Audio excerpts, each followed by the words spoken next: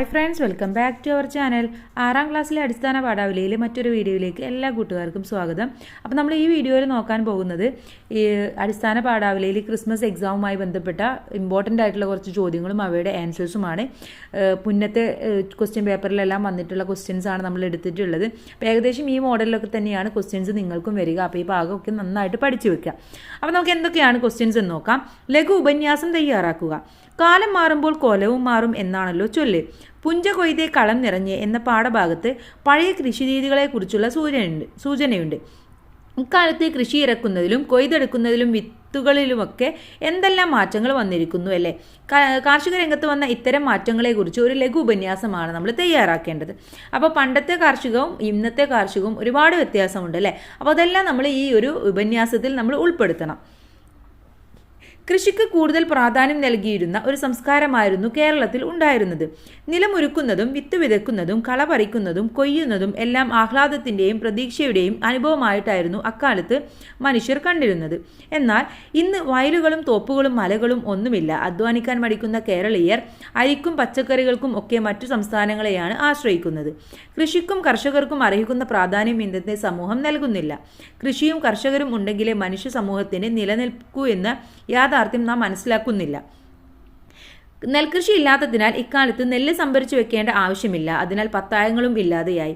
കുന്നുകളിൽ നിന്നുള്ള മണ്ണിട്ട് വയലുകൾ നികത്തുന്നത് കൊണ്ട് വയലുകൾ ഇന്ന് അപ്രത്യക്ഷമായി. ചുരുക്കിൽ പറഞ്ഞാൽ കൃഷി തന്നെ ഇല്ലാതെയായി എന്ന് പറയാം. അപ്പോൾ പണ്ടത്തെ കൃഷി എന്ന് പറയുന്നത് ഒരു ആഹ്ലാദമുള്ള കാര്യമായിരുന്നു, ഒരു പ്രതീക്ഷയായിരുന്നു. വിത്ത് വിതയ്ക്കുന്നതും കള പറിക്കുന്നതും എല്ലാം ഒരു പ്രതീക്ഷയും ഒരു ആഹ്ലാദവും അതിനനുസരിച്ചുള്ള പാട്ടുകളും മറ്റുമൊക്കെ ഉണ്ടായിരുന്നു. പക്ഷേ ഇന്നത്തെ കാലത്തെന്ന് പറഞ്ഞാൽ കൃഷി തന്നെ ഇല്ലാതായ അവസ്ഥയാണ് നമുക്ക് കാണാൻ കഴിയുന്നത്. മറ്റൊരു ചോദ്യം നോക്കൂ. താരതമ്യക്കുറിപ്പാണ്. കണ്ണീർ തുടച്ച് കവിത മൂളി കാറ്റും കിളിയും അകന്നുപോയി. കാടും കടലും മലനിരയും വായും മണ്ണും നീലാകാശവും പങ്കിട്ടെടുത്തു നാം സ്വന്തമാക്കി.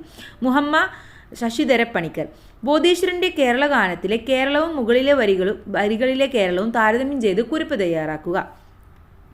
അപ്പോൾ മുഹമ്മദ് ശശിധര പണിക്കരുടെ കവിതയിൽ കേരളത്തിലെ കാടും കടലും മലനിരയും വായുവും മണ്ണും പങ്കിട്ടെടുത്തു നാം കേരളത്തെ കച്ചവട ചരക്കാക്കി മാറ്റിയതായി അഭിപ്രായപ്പെടുന്നു.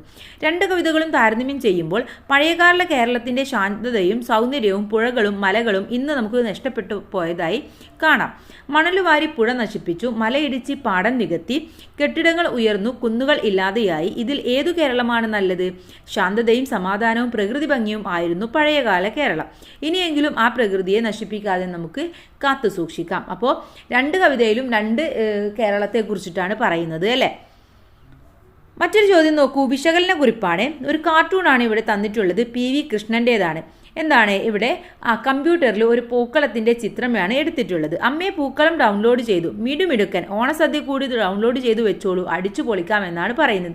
അപ്പോൾ ഓണത്തിൻ്റെ വേറെ ഒരു വേർഷനാണല്ലേ കാണുന്നത്. മുകളിൽ തന്നിരിക്കുന്ന കാർട്ടൂണിലെ ഓണാനുഭവം വായിച്ചില്ലേ? പാഠപുസ്തകത്തിൽ പരിചയപ്പെട്ട തകഴിയുടെ ഓണാനുഭവങ്ങൾ കൂട്ടിച്ചേർത്ത് ഒരു വിശകലന കുറിപ്പാണ് നമ്മൾ തയ്യാറാക്കേണ്ടത്. ആധുനിക കാലത്തെയാണ് ഈ കാർട്ടൂൺ ചിത്രീകരിക്കുന്നത്. സ്വന്തമായി പൂപ്പറിച്ച് ഓണപ്പൂക്കളങ്ങൾ ഇടുന്ന രീതി മാറി. പൂക്കൾ വാങ്ങി ഓണപ്പൂക്കളും ഇടുന്ന മലയാളി ഒരു പിടി കൂടി മുന്നോട്ട് പോയി. ഡൗൺലോഡ് ചെയ്യാവുന്ന നിലയിലായി. അതോടെ ഓണസദ്യ കൂടി ഡൗൺലോഡ് ചെയ്യൂ എന്ന് അമ്മ പറയുന്നു. ഓണസദ്യ ഹോട്ടലിൽ നിന്നാക്കിയിരുന്ന മലയാളിയെ കളിയാക്കുകയാണ് ഇവിടെ ചെയ്യുന്നത്. ഓക്കെ, അപ്പോൾ പണ്ടത്തെയും ഇന്നത്തെയും ഓണം തമ്മിലുള്ള വ്യത്യാസമാണ് നമുക്ക് കാണാൻ കഴിയുന്നത്. ഇനി അടുത്തത് ആസ്വാദനക്കുറിപ്പാണ്. ഇവിടെ അക്കിത്തത്തിൻ്റെ കുറച്ച് വരികൾ തന്നിട്ടുണ്ട്. ഈ കവിതയിലും പുഞ്ചകൊയ്തേ കളം നിറഞ്ഞ് എന്ന നാടൻ പാട്ടിലും കാർഷിക സംസ്കാരത്തിൽ നിന്നും അനുഭവിക്കുന്ന സന്തോഷമാണുള്ളത്. അധ്വാനത്തിൻ്റെ മഹത്വം എന്ന ആശയം ഉൾപ്പെടുത്തി മുകളിലെ കവിതയ്ക്ക് ആസ്വാദനക്കുറിപ്പാണ് നമ്മൾ തയ്യാറാക്കേണ്ടത്. അപ്പോൾ നമ്മൾ ഇതിൻ്റെ മുന്നേ തന്നെ ഇതുപോലെയുള്ള ഒരു ലഘു കുറിപ്പ് നോക്കിയതാണ്, ഉപന്യാസം നോക്കിയതാണ്. ഇത് ആസ്വാദന കുറിപ്പാണ്. അപ്പം എല്ലാത്തിലും എഴുതേണ്ട കണ്ടന്റ് എന്ന് പറയുന്നത് സെയിം തന്നെയാണ്. അക്കിത്തം രചിച്ച കവിതയിലെ ചില വരികളാണ് ആസ്വാദന കുറിപ്പിനായി ഇവിടെ തന്നിരിക്കുന്നത്. പൊന്നിൽ തിങ്ങത്തിൽ കൊയ്യാൻ പാകത്തിന് പാടത്ത് നെല്ലു വിളയിക്കും, മരണം വരെ ഞാൻ കൃഷിക്കാരനായി മരിക്കും. ഈ ആശയമാണ് കവി കവിതയിൽ തെളിയിക്കുന്നത്. കർഷകനായി ജീവിക്കുന്നത് മഹത്തായ കാര്യമാണ്, കണ്ണുള്ളവർ കാണട്ടെ എന്നാണ് കവി പറയുന്നത്. അധ്വാനത്തിൻ്റെ മഹത്വമാണ് ഈ കവിത നൽകുന്ന സന്ദേശം. കവിതയിലെ ഓരോ വരികൾ വായിക്കുമ്പോൾ നമ്മുടെ മനസ്സിലേക്ക് ആ ചിത്രങ്ങൾ പതിയുന്ന രീതിയിലാണ് കവി ഓരോ വരിയും രചിച്ചിട്ടുള്ളത്. നമുക്കറിയാം, ഓരോ അധ്വാനത്തിനും അതിൻ്റെതായ മഹത്വമുണ്ട്. ഇന്ന് കാർഷിക മേഖലകളിൽ ജോലി ചെയ്യുന്നവർ വളരെയധികം കുറവാണ്. അതിനെ ഒരു കുറച്ചിലായി കാണുന്നവരാണ് ഒട്ടുമിക്ക പേരും. പക്ഷേ നമ്മൾ മനസ്സിലാക്കേണ്ടത് എല്ലാ ജോലിക്കും അതിൻ്റെതായ മഹത്വവും മഹത്തരവും ഉണ്ട് എന്നതാണ്.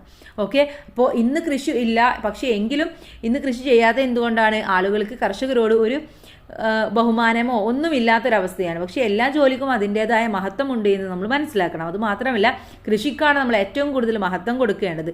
കാരണം കൃഷിയുടെ ഉൽപ്പന്നങ്ങളില്ല എങ്കിൽ നമുക്കൊരിക്കലും ജീവിക്കാൻ കഴിയില്ല. നമുക്ക് ഭക്ഷണം കഴിക്കാതെ ജീവിക്കാൻ പറ്റുമോ? ഇല്ല.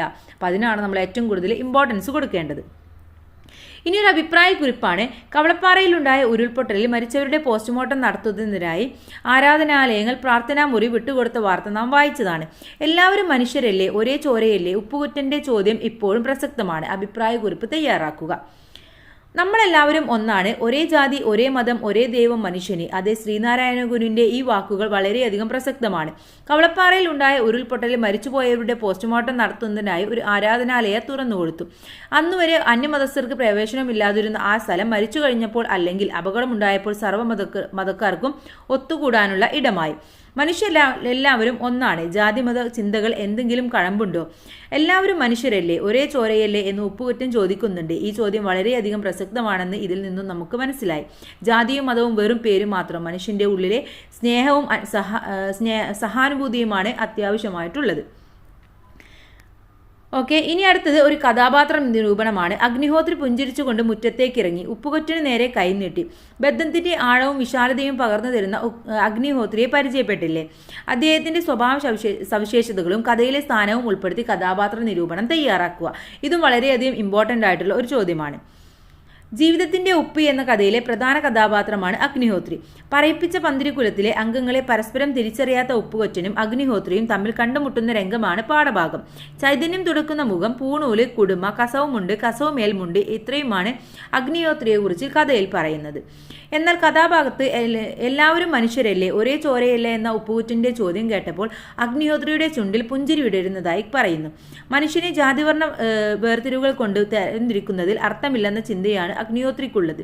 ഈ പാഠഭാഗത്തെ നാരായണത്തിന്റെ ശബ്ദവും മുഖച്ഛായമുള്ള അഗ്നിഹോത്രി ഒരു വലിയ തേജാരൂപം പോലെ നിൽക്കുന്നതായി തോന്നും. നല്ലതും നന്മയും തിരിച്ചറിഞ്ഞ് പ്രകാശം പൊഴിക്കുന്ന ഒരു മഹാനായ കഥാപാത്രമാണ് അഗ്നിഹോത്രി. ഓക്കെ, അപ്പോൾ ഇവിടെ ഇത്രയും ചോദ്യങ്ങളാണ് വളരെ ഇമ്പോർട്ടൻ്റ് ആയിട്ടുള്ളത്. അപ്പോൾ എല്ലാ കൂട്ടുകാരും എല്ലാം ഒന്ന് മനസ്സിലാക്കി വെച്ചിട്ട് എക്സാം എഴുതാൻ പോവുക. എക്സാം നന്നായിട്ട് തന്നെ എഴുതാൻ കഴിയട്ടെ. All the best. Thank you.